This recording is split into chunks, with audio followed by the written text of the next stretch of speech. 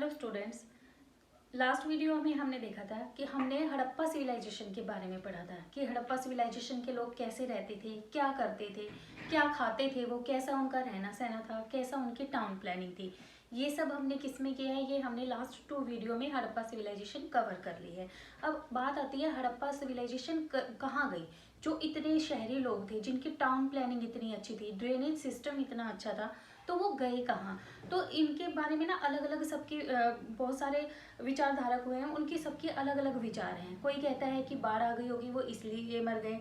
कोई कहता है कि हमारे मध्य एशिया से आर्य आए थे और उनके अटैक से डर के क्या है वो जंगलों में जाके छिप गए। और जो जंगलों में छिपे हुए हैं वो कहते हैं, जिनको आज हम एसटी बोलते हैं, जो जंगलों में रहते हैं, उन एसटी का कहना ये है कि जो हम ओरिजिनल इंडियंस हम हैं हड़प्पा के लोग, और बाकी तुम सारे आर्य की संतान हो। हम भी, आपने कभी सुना होगा अपने आप को, हम सब क्या कहते हैं, हम आर्य की संतान है। ये आर्य कौन थे और ये कहाँ से आए, ठीक है, इनके बारे में आज हम पढ़ेंगे। आर्य क्या है, जैसे ही हड़प्पा सिविलाइजेशन खत्म हुई और ये हमारा इंडिया था, यहाँ पे हम रहते थे, तो यहाँ पे एक नदी आती है तिब्बत से, चाइना से निकल के, सिंधु नदी। सिंधु नदी में बहुत सारे 5 नदियाँ मिलती हैं आके। सिंधु नदी में 5 नदियाँ ऐसे आके मिलती हैं और ये 5 नदियाँ हैं पंजाब की। इसीलिए पंजाब का नाम क्या है, पंच-आब, क्योंकि 5 नदियाँ इसमें लगती हैं और ये 5 नदियाँ जाके एक जगह इकट्ठी होती हैं मीठनकोट पाकिस्तान में। मीठनकोट पाकिस्तान में ये 5 नदियाँ क्या हैं।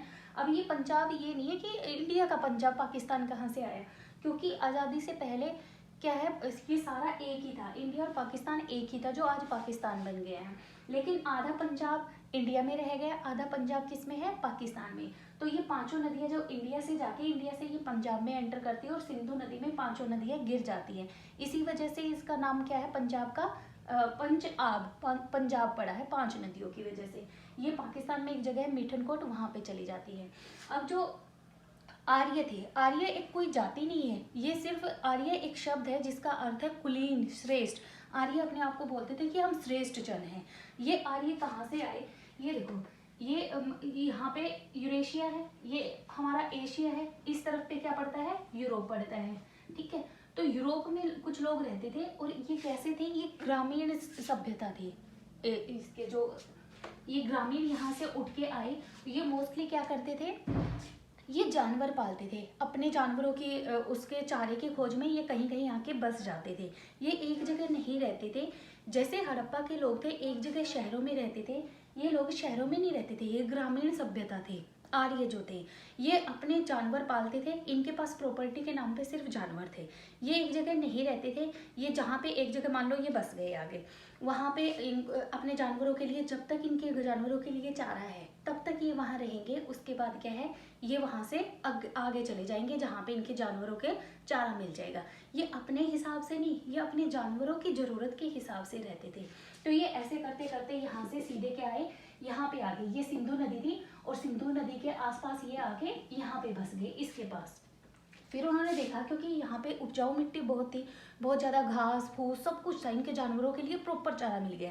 तो ये बड़े खुश हुए कि भाई हम इतनी, वहाँ तो कुछ भी नहीं मिलता था, यहाँ पे इतनी हरियाली है, हमारे जानवरों का सही काम चल जाएगा। तो ये धीरे धीरे क्या है, यहाँ सिंधु नदी के आसपास बसने लग गए। फिर इनकी देखें क्या है, पीछे से इन्होंने अपने जो पीछे और आर्य रह गए थे उनको बता दिया कि भाई देखो यहाँ पे ना इतना अच्छा इलाका है, यहाँ पे पानी है, घास है हमारे जानवरों के लिए, तो हमें ज़्यादा दिक्कत नहीं होती। तो ये भी क्या है, उठ उठ के यहाँ आके बसने लग गए। यहाँ आके बस गए तो धीरे धीरे क्या है, इनके ये एक सभ्यता बस गई जिनको आर्य कहा गया। और फिर आगे अगर यहाँ पे चीज़ें खत्म हो जाती थी तो यहाँ पे 5 नदियाँ पड़ती हैं। 5 नदियाँ कौन कौन सी है, ये है हमारी सिंधु नदी, सिंधु, ये 5 नदियाँ पंजाब में ना 5 नदियाँ ऐसे लाइन से लगती हैं इस तरह। ये कौन कौन सी नदियाँ हैं, SPRJC, और एक यहाँ पे सिंधु नदी, और इसके लास्ट में है सरस्वती नदी। सरस्वती नदी, ये 7 नदियां हैं। सिंधु, ये सतलुज, ब्यास, आर से रावी, जे से झेलम, सी से चिनाब। तो ये 7 नदियां क्या हैं, यहाँ लाइन में पड़ती हैं। तो जैसे जैसे ये इस तरफ आते थे, इन्हें हर जगह नदी मिलती थी, ये हर नदी के किनारे पे अपने जानवरों के हिसाब से बस जाते थे। उसके बाद क्या हुआ, इन 7 नदियों की वजह से इन्हें क्या कहा जाता है, सप्त सिंधु प्रदेश।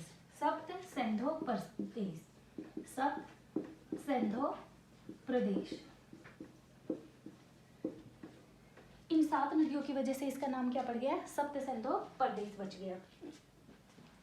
उसके बाद क्या हुआ, ये क्या करते थे, ये जानवर लेके आते थे। मोस्टली इनके पास जानवरों के फॉर्म में क्या था, सिर्फ गाय थे। गाय पालते थे, गाय को ये बहुत पवित्र मानते थे। आज भी हम क्या कहते हैं कि गाय हमारी माता है, ठीक है, गाय को हम माता का दर्जा देते हैं। ये कब से चला आ रहा है, क्योंकि जो वैदिक काल के लोग थे वो गाय को पालते थे और गाय को अगन्या बोला गया है। अगन्या, अगन्या का मतलब है अगन्या, वध न करने योग्य, वध न करने योग्य। इसका क्या मतलब है, गायों की जो आज हम पूजा करते हैं ना, वो तब से चली आ रही है, क्योंकि उस टाइम पे भी वैदिक काल में क्या था, गायें अगन्या बोला जाता था। इनके पास प्रॉपर्टी के ये अपनी अमीरी कैसे देखते थे, मान लो ये कबीलाई समाज था। कबीले कैसे होते, पहले मैं आपको कबीले बता दूं। कबीले होते हैं, मान लो एक ये कबीला हो गया, इसमें पति पत्नी, ठीक है, ये कबीले हैं। इनमें आदमी आएंगे, बसेंगे, एक जगह रहेंगे, कुछ टाइम के बाद अपना सामान उठाएंगे, दूसरी जगह जाके बचेंगे। आज जिनको, अगर आज के उसमें मैं बताऊं तो गडेरिये जिसे बोलते हैं, आज भी आपको सड़कों पे बैठे हुए मिल जाएंगे। कुछ टाइम के लिए वो सड़कों पे रहेंगे, उसके बाद वो दूसरी जगह चले जाएंगे। उसी तरह ये भी रहते थे, ये आए कबीलों में बस गए, और उसके बाद उस टाइम पे जो फैमिली थी वो ज्वाइंट फैमिली थी। ज्वाइंट फैमिली आज की नहीं कि दादा दादी चाचा चाची इकट्ठे रहते हैं। ज्वाइंट फैमिली, इनकी ज्वाइंट फैमिली का मतलब था, ये मान लो पति है और ये पत्नी है, इसके मामा चाचा ताऊ बुआ फूफा जो है वो सारे रहेंगे, और पत्नी के भी सारे रिश्तेदार इकट्ठे रहेंगे। और उस इकट्ठे जब रहेंगे पति पत्नी के, तो उनको क्या बोला जाता था, एक कबीला बोल दिया जाता था। कबीले का एक सरदार होता था। और इस टाइम पे क्या है, इनके पास गायें होती थी। गायें के जिसके पास जितनी इनकी अमीरी प्रॉपर्टी से नहीं, क्योंकि प्रॉपर्टी के नाम पे क्या था, इनके पास कुछ था ही नहीं, सिर्फ गायें थी। जिस कबीले के पास, मान लो 2 कबीले हैं, एक कबीला ये है, एक और कोई कबीला है, ठीक है, जिस कबीले के पास ज़्यादा गायें हैं वो वही अमीर माना जाता था, कि ये ज़्यादा अमीर है और ये ज़्यादा गरीब है। इस टाइम पे क्या है, औरतों की वैल्यू बहुत ज़्यादा थी। समाज कैसा था, देखो हड़प्पा में हमने पढ़ा था कि हमारा जो समाज है वो मातृ सत्तात्मक था, माता की वैल्यू ज़्यादा थी। लेकिन यहाँ पे समाज कैसा था, पितृ सत्तात्मक था। अगर पितृ सत्तात्मक था तो इसका मतलब ये बिल्कुल भी नहीं है कि औरतों की रिस्पेक्ट नहीं थी। औरतों की इस टाइम पे बहुत रिस्पेक्ट थी। बेशक कबीलाई समाज था, लेकिन औरतों को जाय दस्तम बोला जाता था। इस टाइम पे औरतों को क्या बोला जाता था, जाय दस्तम। जाय दस्तम का मतलब है औरत ही घर है। औरत की इंपॉर्टेंस इसी वर्ड से दिखती है कि औरत ही घर है, सब कुछ है, कि औरत के बिना घर नहीं है। ये आज की भी रियलिटी है। अगर घर में हमारी मम्मी ना मिले तो हम आते ही एक ही क्वेश्चन पूछते हैं कि मम्मी कहाँ है। तो ठीक है, उस टाइम पे भी क्या था, औरत के नाम पे जाय दस्तम बोला जाता था। और उस टाइम पे क्या था, हमारे समाज बहुत सुंदर था। सती प्रथा नहीं थी बिल्कुल भी। विधवा विवाह होता था, विधवा विवाह। बहुपत्नी, यानी एक आदमी की बहुत ज्यादा, एक से ज्यादा पत्नी नहीं हो सकती थी, इसका रिवाज नहीं था। ना सती प्रथा थी, ना बहुपत्नी करने का रिवाज था। विधवा विवाह होता था।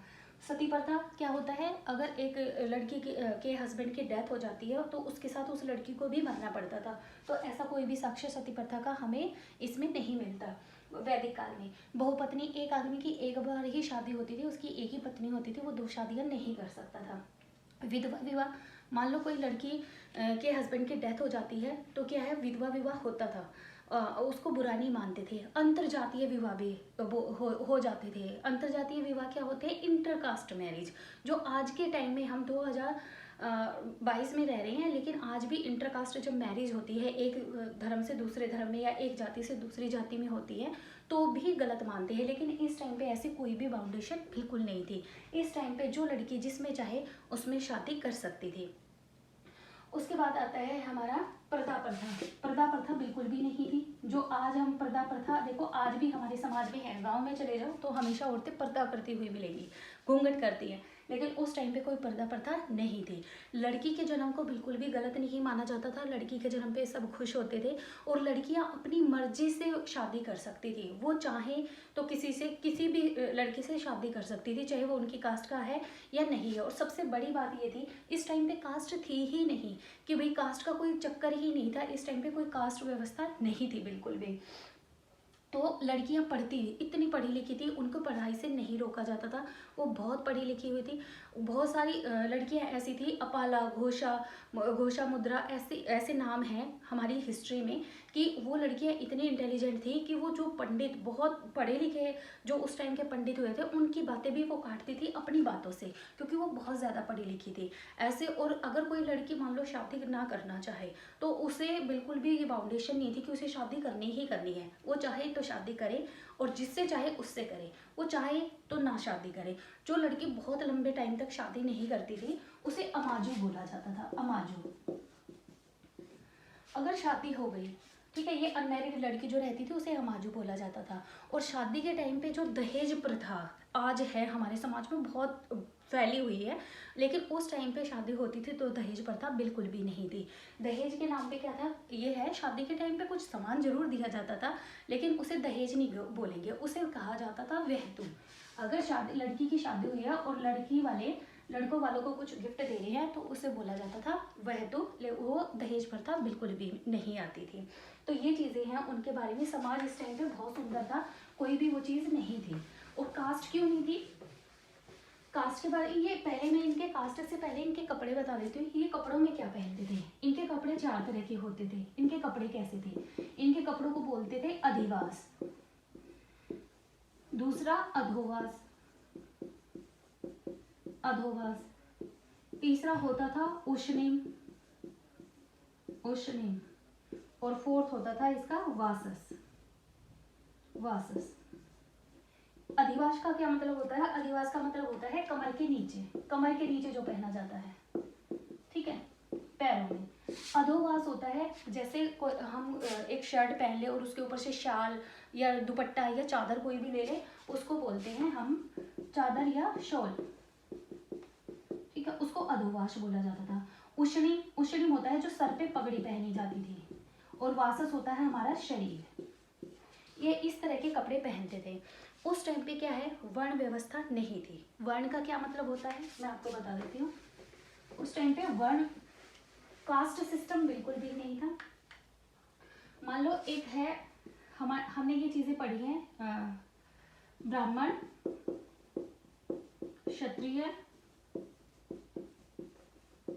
वैश्य और शूद्र। ये कर्म आधारित चीजें थी। अगर कोई ज़्यादा पढ़ा लिखा है, जिसका पढ़ाई में इंटरेस्ट है, तो वो क्या बन जाता था, वो ब्राह्मण बन जाता था। अगर कोई सेवा का काम करना, ये काम करना चाहता था, जैसे एक कबीला है, ये दूसरा कबीला है, तो अपने ये आपस में लड़ते थे, आपस में इनकी लड़ाई भी हो जाती थी। इनकी लड़ाई किस बात पे होती थी, प्रॉपर्टी तो इनकी कोई थी नहीं, तो इनकी गायों पे लड़ाई हो जाती थी। मान लो रात को इनके पास 20 गायें हैं और इस कबीले के पास मान लो 50 गायें हैं, तो रात को ये जाएंगे और इनकी गायें खोल लाएंगे, तो इससे क्या होगा, इनकी लड़ाई हो जाएगी। अब क्या है, मान लो इस कबीले में और इस कबीले में लड़के हैं, तो वो क्या करते थे कि हम अपनी गायों की रक्षा करेंगे, हम रात को जब दूसरे कबीले वाले हमारी गाय खोलने आएंगे तो हम डट के खड़े रहेंगे, हम यहाँ से नहीं हिलेंगे। तो ये क्या बोला जाता था, क्षत्रिय। उनको क्या बोला जाता था, क्षत्रिय, कि हम अपने गायों की रक्षा करेंगे। वैश्य, मान लो किसी को व्यापार करना है, ट्रेड करना है, तो वो जो ट्रेड में इंटरेस्ट लेते थे वो क्या बन जाते थे, वैश्य बन जाते थे। और शूद्र, अगर मान लो किसी को सेवा करनी है दूसरे की, तो जो जो सेवा का भाव था जिसके अंदर, वो शूद्र कहे जाते थे। इस टाइम पे ऐसा बिल्कुल भी नहीं है। मान लो एक ब्राह्मण है, ठीक है, यहाँ पे ये ब्राह्मण है, इसके 4 बेटे हुए, इस 4 बेटे में से एक पढ़ाई में बहुत इंटेलिजेंट है, तो इसने क्या काम कर लिया, ब्राह्मण ही बन गया कि मैं ब्राह्मण ही बनूंगा। दूसरे ने कहा मुझे ब्राह्मण में करने का बिल्कुल भी शौक नहीं है और मैं अपनी गायों की रक्षा करूंगा, तो ये क्या बन गया, क्षत्रिय बन गया। दूसरे ने कहा इंटरेस्ट था कि मैं व्यापार करूंगा, तो ये वैश्य बन गया, प्रोफेशन में चला गया। और इसने बोला कि मैं सबकी सेवा करूंगा, तो ये क्या बन गया, ये शूद्र में आ गया। मतलब एक ब्राह्मण है, अगर उसके 4 पुत्र हैं तो उसके चारों बेटे कोई भी अपनी मर्जी से इनमें से काम सिलेक्ट कर सकते थे। ऐसा बिल्कुल नहीं था। जन्म आधारित चीज़ें नहीं थी, कर्म आधारित चीज़ें थी कि भाई जिसको जो काम है वो पसंद कर लो। तो एक ब्राह्मण के घर में क्षत्रिय भी हो सकता था, वैश्य भी हो सकता था, शूद्र भी हो सकता था। कोई कास्ट सिस्टम नहीं था, कोई भी ऐसी सिचुएशन नहीं थी। ये इनका सिस्टम था, कर्म आधारित चीज़ें थी सब कुछ, कोई भी जन्म आधारित चीज़ें बिल्कुल भी नहीं थी। सब काम बहुत अच्छे से चल रहा था। औरतों की रिस्पेक्ट बहुत ज़्यादा थी, बेशक पितृसत्तात्मक था। लड़कियां क्या हैं, अगर कोई डिसीजन लेने होते थे, सभाएं होती थी इनका डिसीजन लेने के लिए।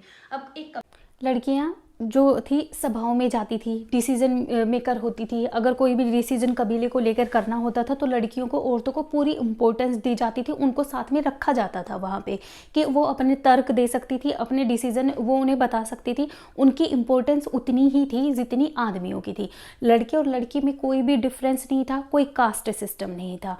उसके बाद ये चीज़ें हमें किसने बताई हैं, सबसे बड़ा क्वेश्चन है कि ये चीज़ें हमें बताई किसने, कहाँ पे लिखा हुआ है ये सब कुछ। ये सब कुछ लिखा हुआ है हमारे ऋग्वेद में। ऋग्वेद आपको पता है ना, हमारे 4 वेद हैं, तो ऋग्वेद में ये सारी चीज़ें लिखी हुई हैं। ये ना मैं अपनी तरफ से कह रही हूँ, ना ये कहीं और लिखा है, ये सारा ऋग्वेद में बताया गया है कि ऐसा ऐसा समाज था। उसके बाद क्या हुआ, वो पढ़ना लिखना तो जानते नहीं थे क्योंकि ग्रामीण सभ्यता थी। इससे पहले जो सभ्यता थी हमारी हड़प्पा सिविलाइजेशन, वो बहुत ही एडवांस थे, पढ़े लिखे थे। वो बुक्स लिख के गए हैं, वो हमें पढ़ने नहीं आई, ये हमारी कमज़ोरी है, लेकिन वो अपनी लैंग्वेज में लिख के गए हैं। लेकिन ये ग्रामीण थे, इन्हें कोई पढ़ना लिखना नहीं आता था, तो ये बातें हमारे तक आई कैसे? सबसे बड़ा क्वेश्चन ये है कि हमें पता कैसे चला।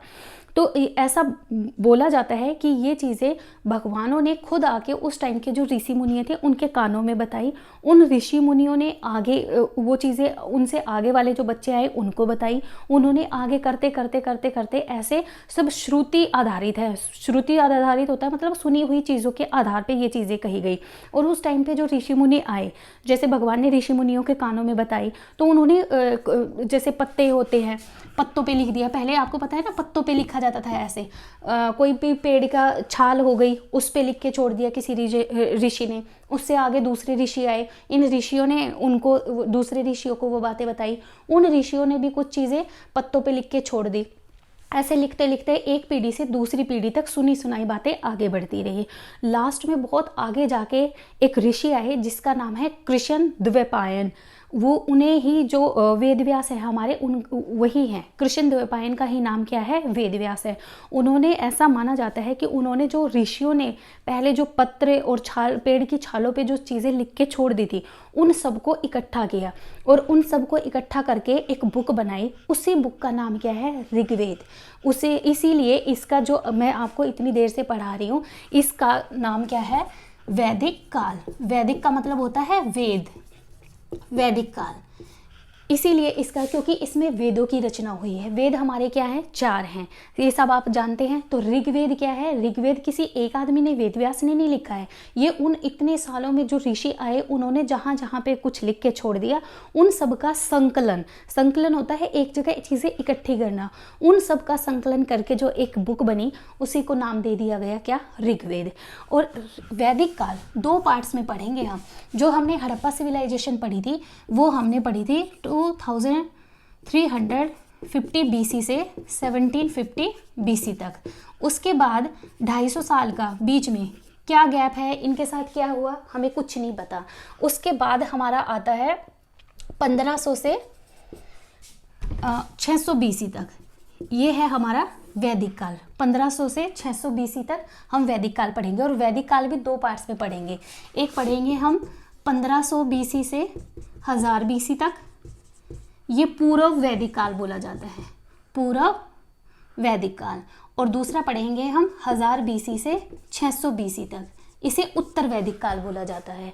ये पहला 1500 से 1000, ये जो मैं आपको बातें बता रही थी इतनी देर से, ये किसके बीच की है? ये 1500 से 1000 BC के बीच की है। उसके बाद 1000 से 6000 में बहुत चेंजेस आएंगे। वो चेंजेस क्या होंगे वो हम नेक्स्ट वीडियो में पढ़ेंगे। लेकिन 1500 से 1000 BC के बीच में एक ग्रंथ लिखा जा चुका है, मतलब संकलन किया जा चुका है, वो है ऋग्वेद। तो ऋग्वेद जो है वो पूर्व वैदिक काल की रचना है। उसके बाद जो आगे के 3 वेद है वो यहाँ पे लिखे जाएंगे, उनकी रचना यहाँ पे होगी। यहाँ पे बस क्या है? ऋग्वेद। अब ऋग्वेद भी अपने आप में एक बहुत लंबा चौड़ा चैप्टर है, इसके बारे में हम बाद में पढ़ेंगे। लेकिन यहाँ पे बीच में कुछ ऐसा हो गया, यहाँ पे बीच में एक चीज़ की खोज हो गई, वो था लोहा।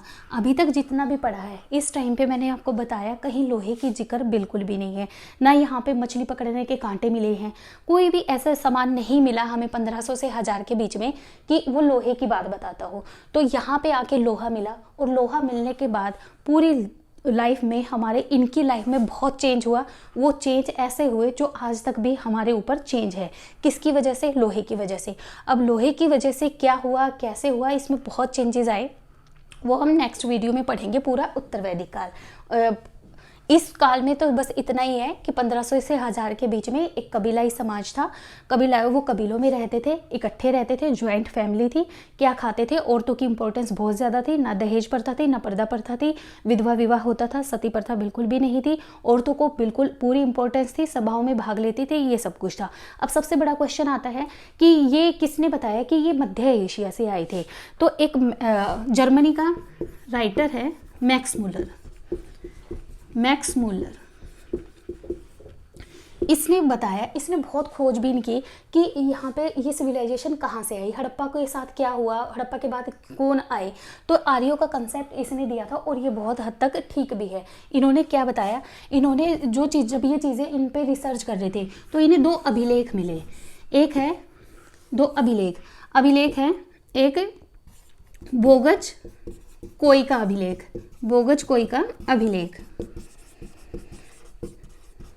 ठीक है, और दूसरा मिला इन्हें कस्सी का अभिलेख।